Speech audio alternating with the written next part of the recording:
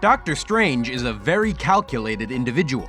You've seen him in his own self-titled movie, he played a massive role in Avengers Infinity War, and he's popped up on occasion in other Marvel films.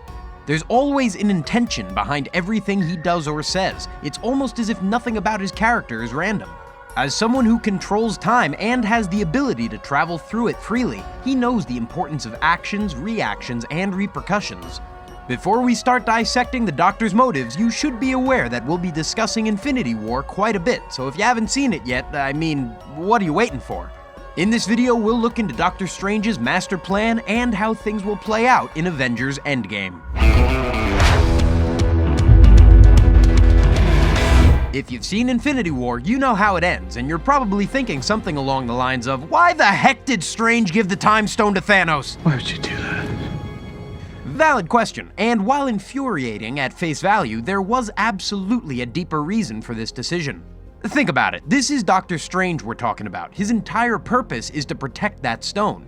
In fact, Infinity War makes it glaringly clear that Doctor Strange will stop at no lengths to protect that shiny green rock. If you watch the movie from the perspective of Doctor Strange, every line he has throughout the first 3/4 of the movie revolve around his obsession of protecting the stone. Our oath to protect the Time Stone cannot change. It stays with me. It's a simple spell, but quite unbreakable. Given how seriously Doctor Strange takes his responsibility, it's a bit strange that he'd just willingly offer it up to Thanos at the end of their battle in Infinity War.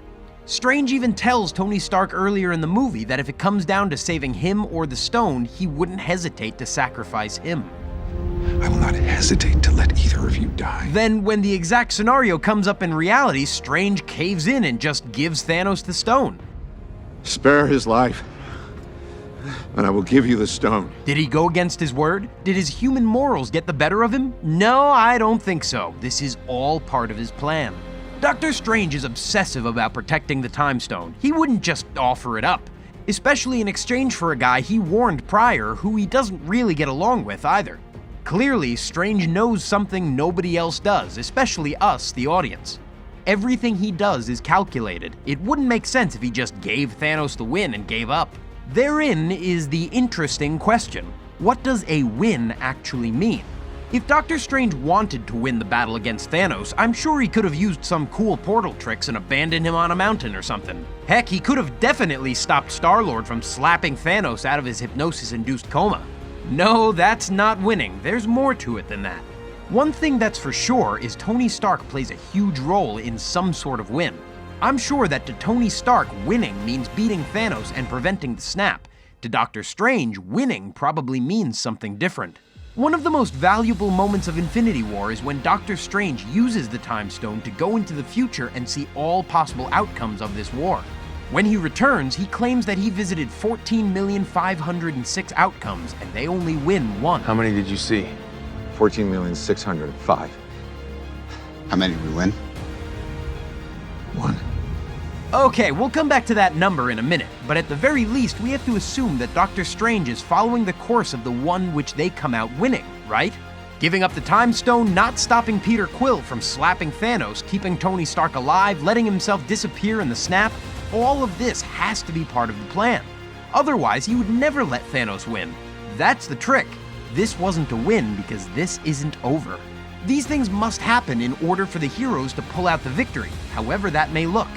Perhaps to Strange, winning doesn't mean stopping Thanos in that specific battle. What would happen if they succeeded in destroying the Mind Stone before Thanos could get it?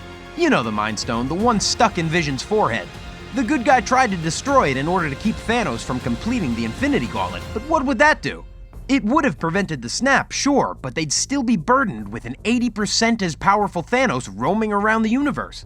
He would likely cause just as much damage, just at a less efficient pace. He'd still be the most powerful being in the universe, and they'd be unable to stop him. No, Thanos needed to complete the Infinity Gauntlet because that's the only thing that can defeat him. To destroy any chance of the finished gauntlet would destroy their chances of ever beating Thanos, so he had to put all the stones together so that they can use it on him. Plus, Doctor Strange needs Thanos to think he's won. Only then will he ease up like you see at the end of the movie when the big purple space dad kicks back on his porch. If you go back to the comics, it's actually Thanos' daughter, Nebula, who's the one to remove the glove and use it against him. She's the only one who knows how much Thanos is struggling with the guilt of killing his other daughter. He isn't impenetrable, he has weaknesses. Nebula might be the only being in the universe that can play mind games with Thanos, despite their more than complicated relationship. Think it's a coincidence that the only two left standing post-snap on Titan are Tony Stark and Nebula?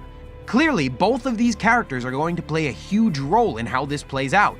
There's a reason why Doctor Strange went back on his word and chose to give Thanos the Time Stone in exchange for sparing Tony Stark's life.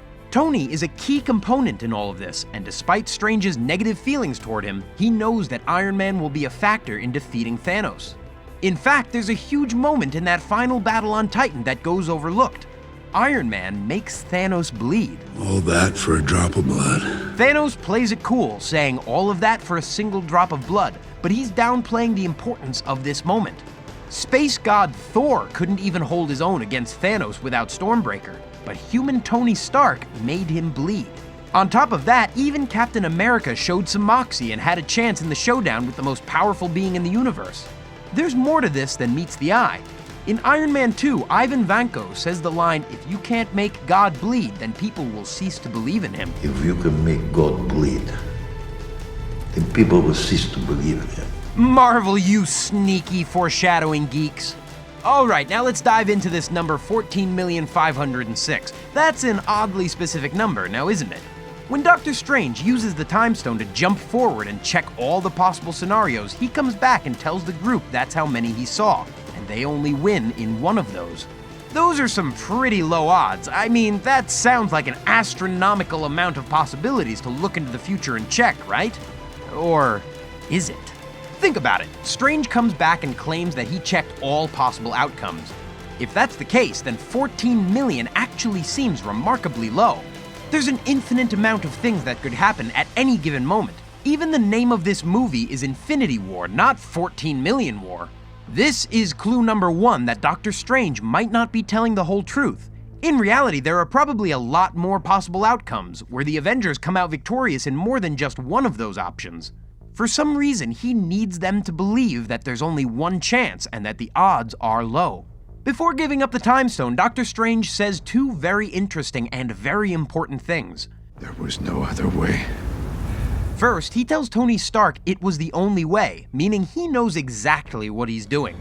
We're in the endgame now. The term endgame is common in chess, where a player begins sacrificing valuable pieces in order to win a checkmate. Doctor Strange does what's necessary, even if it involves sacrificing himself, because he wants Thanos to think he's won without realizing the match is still happening. Sometimes you need to make a sacrifice to win. Doctor Strange knows exactly who needs to participate, and knows that he isn't part of that list. Iron Man definitely plays a huge role, and his mentality is a major factor. Strange needs Stark to feel like his back is against the wall, and that the odds are against him. He needs Stark to believe there is only one way, and that his chances of success are so small he has absolutely nothing to lose and will be willing to risk anything. It's like he's helping Tony Stark find his Eye of the Tiger in a way. Strange needs Ant-Man, as the quantum realm will likely play a big role in the successful outcome. He also knows they'll need Captain Marvel, who's seemingly the most powerful Avenger of them all. At the end of Infinity War, we see Nick Fury make the call to his ace in the hole before disappearing to the snap. Strange knows Nebula will play an important role. He also knows that the original Avengers will need to be at full strength. Following Civil War, the Avengers have been somewhat fragmented. They haven't been on the same page for quite a while, but what better motivation to reunite and work as a unit than the fate of existence? Am I right? The snap eliminated half of all life in the universe, including some of our favorite heroes. But isn't it fascinating that all of the original Avengers came out unscathed? They've been divided, but once reunited, they're a pretty solid team. Finally, let's take a look at the Time Stone itself. It appears that Doctor Strange offers it up to Thanos, allowing him to add it to his Infinity Gauntlet, but are we absolutely sure that's what really happened? When Strange makes the Time Stone appear, he pulls it out of thin air, an odd thing considering how securely he kept it. Also, the green stone is glowing. Infinity Stones only glow when they're in use. Otherwise, they just sort of sit there looking shiny and pretty. Only when their power is being harnessed do they begin to glow the way the Time Stone glows as it's being transported from Strange's possession to Thanos. Could this mean he's up to something? Is the stone actually located somewhere in the future? It's a complicated theory, but Doctor Strange is a complicated man, and time travel is a complicated subject, so it's not impossible. This would make sense because Doctor Strange isn't necessarily a great fighter or warrior, he's a thinker, and he's all about using time to his advantage. His strongest superpower may as well be patience. Consider the end of Doctor Strange. He traps his seemingly all-powerful foe in a never-ending series of repetition using his mind over matter and outsmarting even the most powerful of beings. Doctor Strange was never trying to defeat Thanos in battle, he was trying to stall him. There's a much bigger plan at work. Still left with more questions than answers? Avengers Endgame will likely answer the majority of those questions. All we can do now is speculate, because the only person who knows exactly how this whole thing ends is Doctor Strange. Leave a comment in the section down below what you think the Endgame looks like for the MCU. If you enjoyed this video, let us know by hitting the thumbs up button. Also, make sure to subscribe and turn on notifications so you can catch our new videos as they come out.